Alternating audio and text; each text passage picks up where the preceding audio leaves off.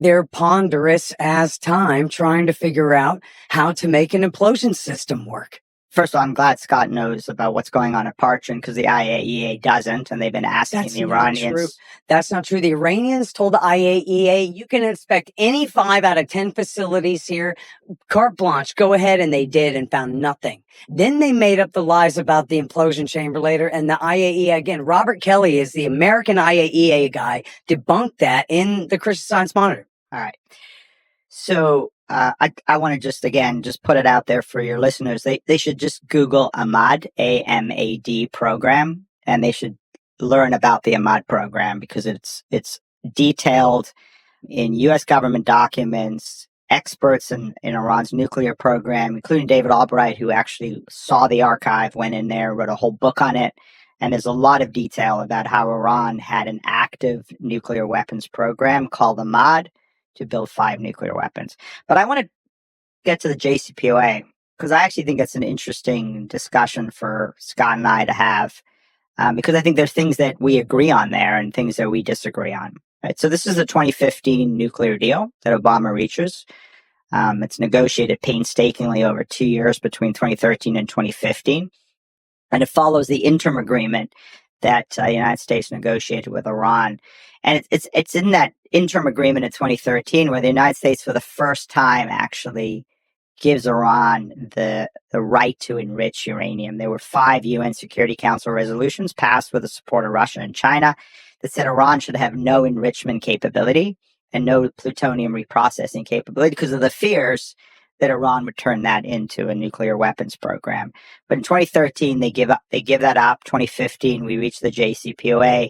And under the JCPOA, Iran is allowed to retain enrichment capability and reprocessing capability, but over time. So Scott mentioned these sunsets, and just want your listeners to understand what these sunsets are. Essentially, the restrictions that are placed on Iran's nuclear program. Right? And there's some really serious restrictions placed on it, especially in the short term. And Scott's right. The enriched material has to be shipped out, not to the French, but to the Russians. And there's restrictions on Iran's ability to operate these facilities in Natanz and Fordow. They're not closed. They still remain open, but there are restrictions on what they can do with it. There's also restrictions on Iran's ability to test and install advanced centrifuges. Now, the reason you'd want an advanced centrifuge rather than the first generation centrifuge that Aku Khan, the father of Pakistan's nuclear bomb, gave to the Iranians is you need a smaller number of these centrifuges to produce weapons-grade uranium. If it's smaller, it's easier to hide, right? You can put it in clandestine facilities without this large enrichment centrifuge footprint. So there's restrictions on these advanced centrifuge R&D. And Iran gets significant sanctions relief as part of this. But the whole assumption here, from both an Iranian and American perspective, is these restrictions are going to sunset. They're going to disappear over time. In fact, 2025 is the year where some of the significant restrictions on Iran's capabilities begin to sunset, and all of them are effectively gone by 2031. Okay, so in 2031, Iran can emerge with an industrial size enrichment capability. They can emerge with advanced centrifuges that they can install in as many enrichment facilities as they want to build. Okay? And Iran can enrich to higher and higher levels. So they can go from 3.67 to 20%. They can go to 60%. There's nothing in the JCPOA that actually prohibits them from going to 90% enriched uranium. And I think at the time, the Obama administration's theory of the case was, yeah, sure, in 15 years' time, but in 15 years' time, we'll be gone. Hopefully, there'll be a different government in Iran. And maybe we can renegotiate a different agreement with that government that will extend the sunsets. So that's the JCPOA. The reason that critics of the JCPOA, and I was one of them, we objected to the deal is not because it didn't have some short-term temporary restrictions that were useful, but that if you got it wrong and there was the same regime in power in 15 years, that regime could emerge with this huge nuclear program with the capabilities to develop nuclear weapons in these multiple hardened sites Iran, we estimated, would have $1 trillion in sanctions relief over that 15-year period. And if you got it wrong that it was the same regime in power as had been in power in 2015, then you had some difficulties. Okay, I just wanted to lay out the case against the JCPOA. Now, to steelman Scott's argument, right, I think there's a legitimate argument because I actually didn't support the withdrawal from the agreement. President Trump withdrew in 2018. I did a similar version of what Scott was suggesting. Was I thought that the United States should negotiate with the Europeans, the French, the Germans, and the UK, who were part of the original deal, extend the sunsets as an agreement between the United States and Europe, and then collectively go to the Iranians and say, let's renegotiate this agreement to extend the sunsets. If you don't want a nuclear weapons program, then you should agree that you don't need these capabilities, and let's extend the sunsets for another 15, 20, 30 years. President Trump, somebody give me a screenshot of this. Give me a pound, dude. There you go. Agreement. There we go. That's fine. That makes my heart feel so And I good. think the Ayatollah would have gone for it too. Well, so I'm not sure if he would have, but let's just a little bit of history. I think it's just useful for the viewers to know, again, the context, especially when Scott and I agree. Yeah. So a process was begun. I'm loving this so by much. the Trump administration. Trump appointed Brian Hook, or Secretary Pompeo actually appointed Brian Hook, who was the lead Iran envoy, and he began a process of talking to the Europeans. Now, the Europeans actually rejected this idea. And so at some point, Trump said, look, if the Europeans aren't prepared to get on side, then I'm out of the deal. I'm out of the deal. And if you're interested, I can talk about why I thought we should have stayed in the deal, because I thought it gave us some important restrictions in the short term, certain leverage. But Trump decides to withdraw from that agreement because he recognizes that the fatal flaw of the agreement, or the fatal flaws of the agreement, are one, giving them any enrichment capability, especially at an industrial size within 15 years. Right?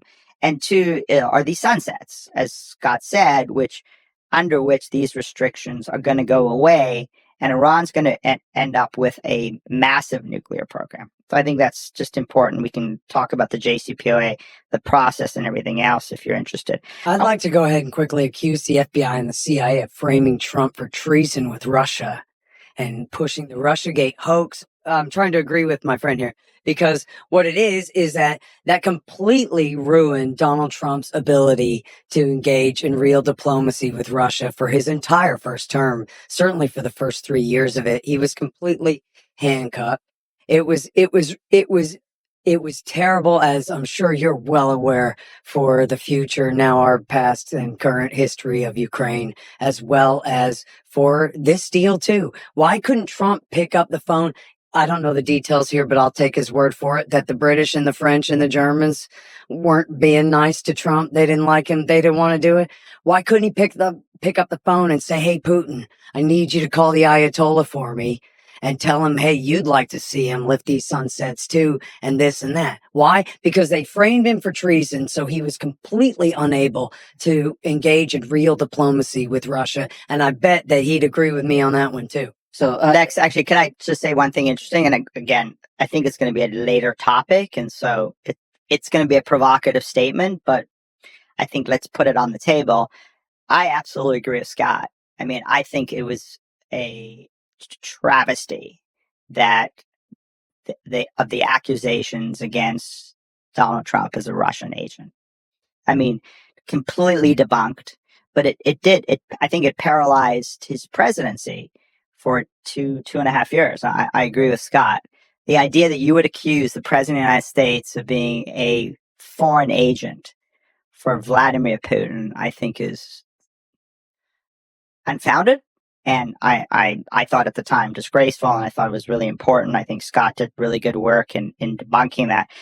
I would say that just a couple of days ago, I was watching a podcast Scott was on, and he accused Trump of being an agent for Netanyahu and the Israeli government. So I think, again, the accusations that the president of the United States is a foreign agent for some foreign government, I think we should just put all of that aside in any discussion and just say President Trump makes his own decisions, whether we agree with them or agree with them. But he's not working for the FSB, and he's not working for Mossad, President Trump makes his own decisions based on American national security. No, I was making a point. That's hyperbole making a point, but he did. In fact, could you Google this for me? Because I always forget exactly how many hundreds of millions of dollars that he took from Sheldon Adelson and Miriam Adelson. Who are Americans, by the way. Who are Americans, who Sheldon Adelson said his only regret in life is that he served in the American army instead of the IDF, and said America should nuke Iran in order to get them to give up their nuclear weapons. He said, I have one issue, Israel. And they gave Trump hundreds of millions of dollars over 3 campaigns. That's not just a geez. I really hope you'll think of me in the future. Scott, first of all, a couple of things. So one, there's a lot of people that are friends with Trump and try to gain influence. I believe that Trump is an American, is making his own decisions. Let's, for the purpose of this conversation, just focus on that and see what are the right decisions and what are the wrong decisions. And maybe. I wonder what decisions I could get you to make if I gave you hundreds of millions of dollars. Well, me personally, you couldn't give me it doesn't matter. I couldn't even get you to drop in on a ramp or nothing for $100 million. Nothing. You cannot control my decisions with money. It's the American system, Lex. That's how it works. It's money. I appreciate right? It. Yeah. We can go down that route. It's the same if we were talking about Archer Daniels Midland Company throwing hundreds of millions of dollars around. They get policies based on their hundreds of millions of dollars. The squeaky wheel gets the grease, right? All that. So, Lex, I think you're right. I mean, I think Elon Musk spent, $400 million helping Trump get elected. And obviously, there are a number of philanthropists. I think clearly his son, Don Jr., has had a lot of influence in who gets elected in these positions in the Pentagon, NSC. I think Tucker Carlson has had a lot of influence. So I think, as you say, he surrounds himself with people who have certain ideas, ideologies, policies. The president makes his own decisions. I just want to touch on just one thing, because I don't want to leave this alone, just out of respect for the victims of Iran-backed terrorism and hostage taking and assassinations since 1979. This is the regime that took hostages in 79, took our diplomats hostage. Scott says, 83 was really the only thing that happened, and throws out a lot of information, certainly some pretty breathtaking accusations that somehow the Israelis knew about this and didn't tell the Americans. And it's a Mossad officer's accusation. Yeah. Victor Ostrovsky is his name. Yeah, I know exactly who he is. And he's been widely discredited, and having an axe to grind with Mossad. But anyway, not only 83, but all through the 90s, the 2000s, 2010s, 2020s, there have been hundreds of attacks, of assassinations, of hostage taking.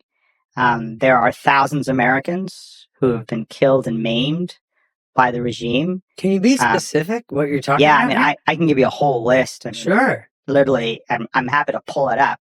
Lex, I shared it with you. It's a long list of attacks all through the 80s and 90s. Yeah. I mean, everything from the, Khobar Towers. The Khobar Towers was Al Qaeda. That was Osama bin Laden and Khalid Sheikh Mohammed. Yeah, let him lay it out. All right, let's hear him. Yeah, I got my pen in my hand. Go ahead. Yeah. And again, according to U.S. intelligence findings, it was actually Hezbollah that worked with Al Qaeda, trained Al Qaeda in that attack in the Khobar Towers.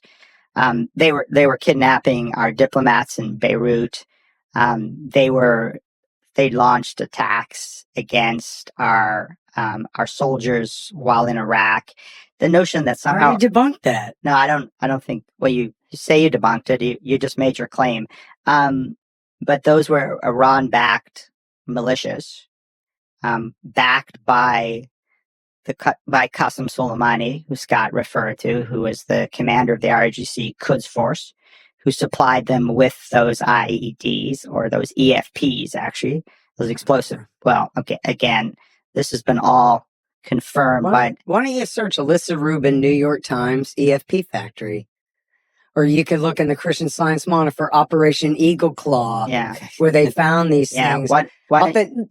It's easy to find in my book. You can flip right to soda straws and EFPs, and you see where I have all my citations for the solid dozen American newspaper reporters who were embedded with American soldiers who found these factories in Iraqi Shiistan, okay, with Iraqi Arabs working the machines, not Iran.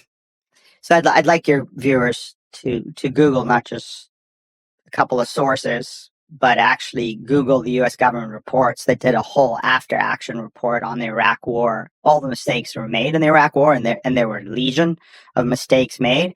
But it was very clear that Iran had actually provided the technology, the training, the funding for these Iran-backed militias to kill Americans. I mean, I could see, Scott. In fact, they even learned the method from Lebanese Hezbollah that got it from the IRA.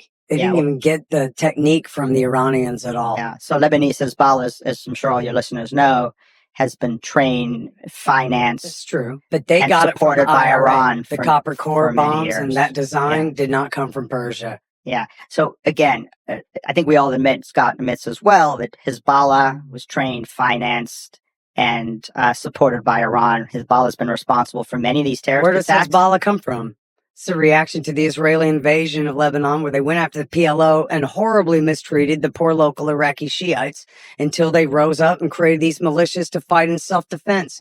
That's where Hezbollah comes from. Hezbollah was actually created by the RGC before the Israeli invasion. How about the head of the CIA's bin Laden unit? Michael Scheuer says it was Osama bin Laden and Khalid Sheikh Mohammed that did the Khobar Towers attack. And who did they kill? They killed 19 American airmen who were stationed there to bomb Iraq from bases in Saudi Arabia under the Israeli insisted upon dual containment policy. What's amazing? Bill Clinton. What's amazing? That came from Yitzhak Shamir, who had sent his man Martin Indyk to work for Bill Clinton and push the dual containment policy. Is where that comes from in the first place. The main reason Al Qaeda turned against the United States, and the Khobar Towers attack was bin Laden, and he bragged about it himself to Abdel Bari Atwan, the reporter from Al Quds Al Arabi in London, and spent days with him and bragged all about it and blessed the martyrs and the rest of that, and is widely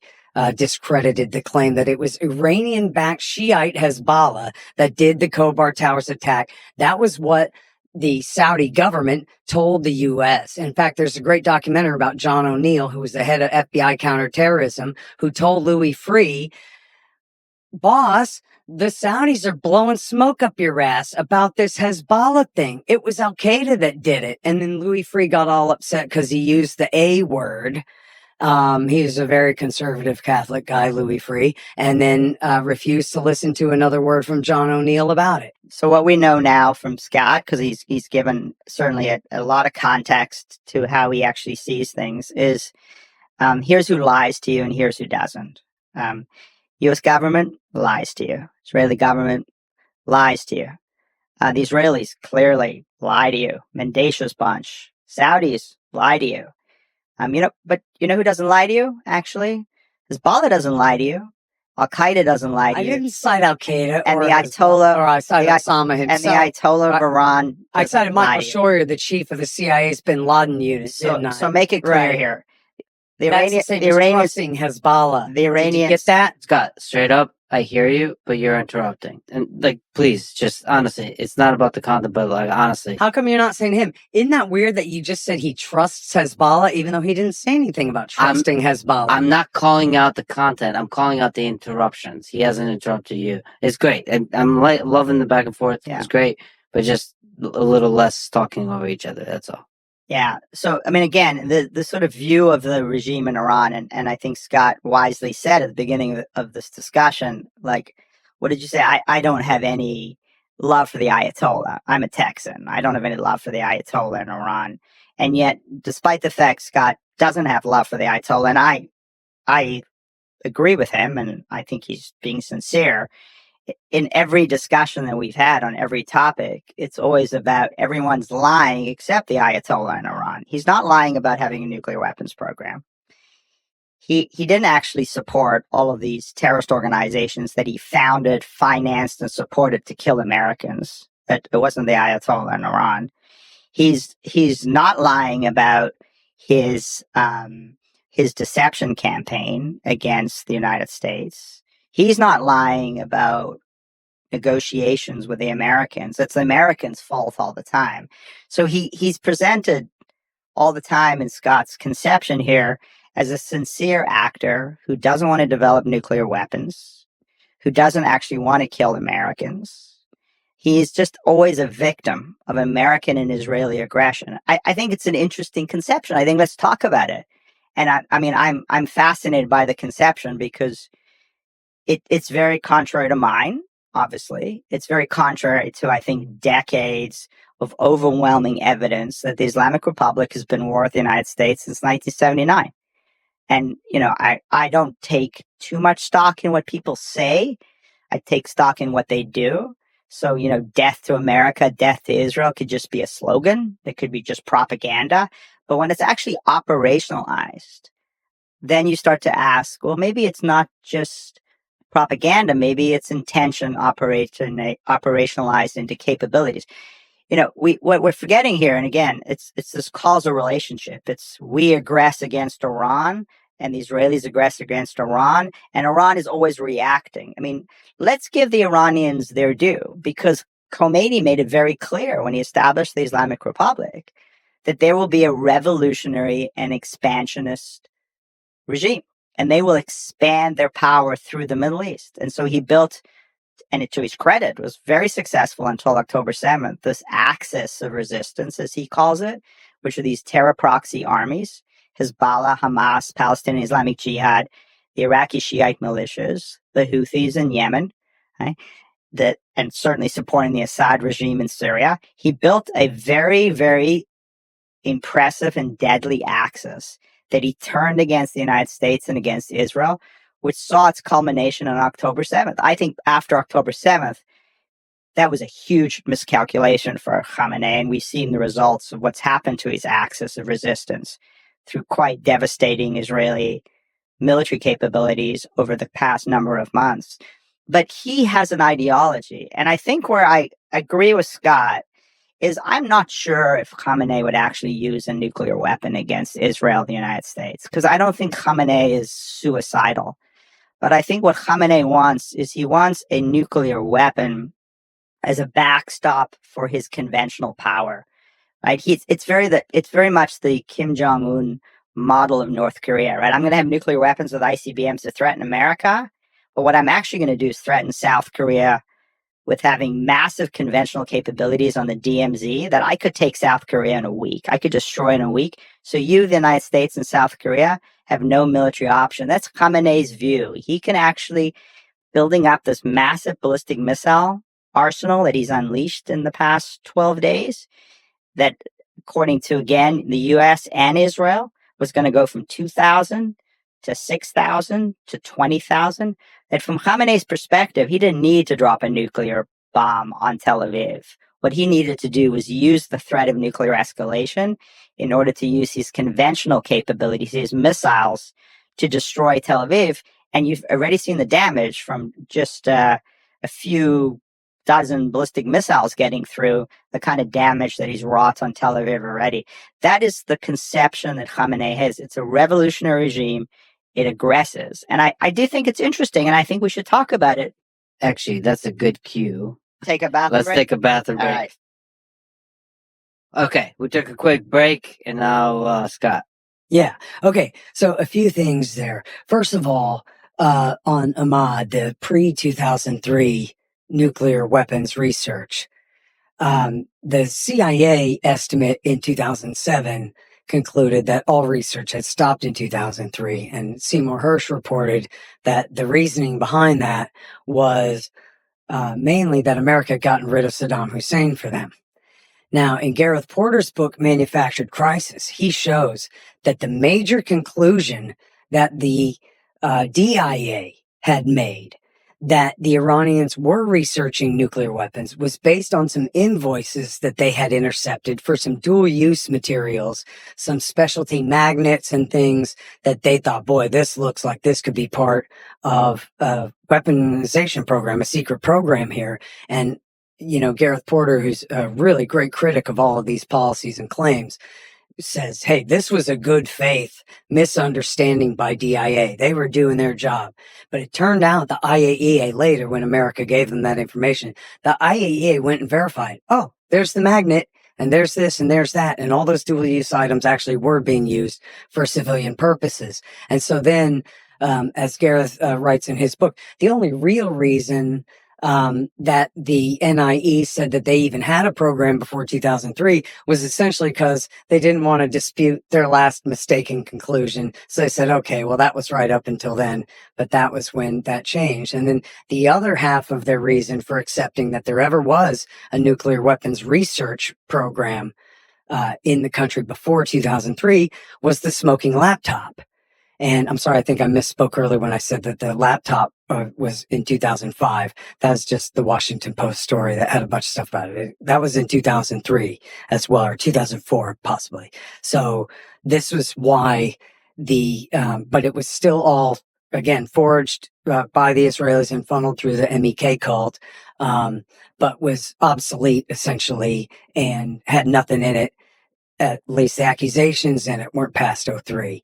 And so there's really no reason to believe that there was actually a nuclear weapons research program even before '03, which then again, the National Intelligence Council says ended in 2003 and hasn't been restarted Can I ask since you a question? Just not a comment by me, but a question, just Sure. your perspective. So just so I understand this. So the nuclear archive, this massive archive that the Israelis were able to take out of Tehran, bring to the United States, bring to the IAEA, which is very detailed blueprints. It's just the alleged studies documents again. It's the same stuff from the smoking laptop. Yeah. So let me just ask you, because it's huge and it's very detailed, and it shows clearly that Iran had an active nuclear weapons program, certainly until 2003, and then we can have a discussion about what happened after that. Are you suggesting that that's all been forged by Israel? Yes, nothing in the smoking laptop forged. held up. Not the laptop, but this entire archive that they pulled out with diskettes. You're thinking of like the blueprints. big photo op with all the folders of documents behind them and all. I've seen it. I've seen How many pages many of the worth? documents. There's thousands of pages. I'm asking. This is not what I'm claiming. Is that all forged by Israel? Is that not all about the uranium tetrafluoride and the warhead that David Albright debunked and all the same claims that were in the smoking laptop from the Bush years? David Albright actually wrote an entire book. It's a very detailed book. Your listeners should Google it. It's David Albright and the archive, where he goes in. He went in detail, and he confirms the information in that archive that Iran had an active program under something called Ahmad to develop 5 atomic weapons. So again, you and I can debate this all day. Now, this would have been before Natanz was even dug and before single centrifuge was spinning, right? Forget all that. I'm just making sure everybody understands. Assuming that was true, we're talking about a piece of paper. But it's not a piece of paper. It's a massive archive. I'm just asking the question. You believe Mossad fabricated all of this as a lie to deceive the United States, the IAEA, and the international community? That's just my question. My understanding is that there's nothing significant in the 2018 archive that was not already in the debunked claims from the laptop. But my question is not that it's debunked, because we can argue about whether it's debunked or not, but are you saying that Mossad fabricated it? That's what you're claiming. Yeah, because the CIA admitted that there was no laptop, and Ollie Heineman admitted that he got it from the MEK. He got it from the MEK, and where did the MEK get it? The MEK got it from the Israelis. Scott, I'm not asking about the laptop. I'm asking about this huge archive that was sitting in a warehouse in Tehran. I don't know the truth behind those documents. I don't believe Israeli claims of what they were and where they came from without, for example, reading Albright's book and seeing what he has to say about all of that. I don't take Netanyahu's claims. And okay, so what's so significant in there? You say that there's a document that has a plan to make 5 bombs, but isn't the rest of the proof the same? Green salt experiments and the warhead for the missile that David Albright showed was obviously fake, because the warhead was purportedly being designed for a missile that was now going to have an entirely different nose cone on it. No, so David Albright, again, we should bring David Albright here. David Albright is a prominent physicist and nuclear proliferation expert known for his detailed research and publication on nuclear weapons. Yeah. He has a bunch of books peddling Iran's perilous pursuit of nuclear weapons, plutonium, and highly enriched uranium, 1996, and so on. Yeah. So folks should read the book on the archive, because David had full access to the archive, all the detailed documents and blueprints, and he writes a book that, again, the conclusion of which is Iran had an active nuclear weapons program. No. The conclusion of which was they were researching it right before 2003. They had no nuclear material to introduce into a single machine, right?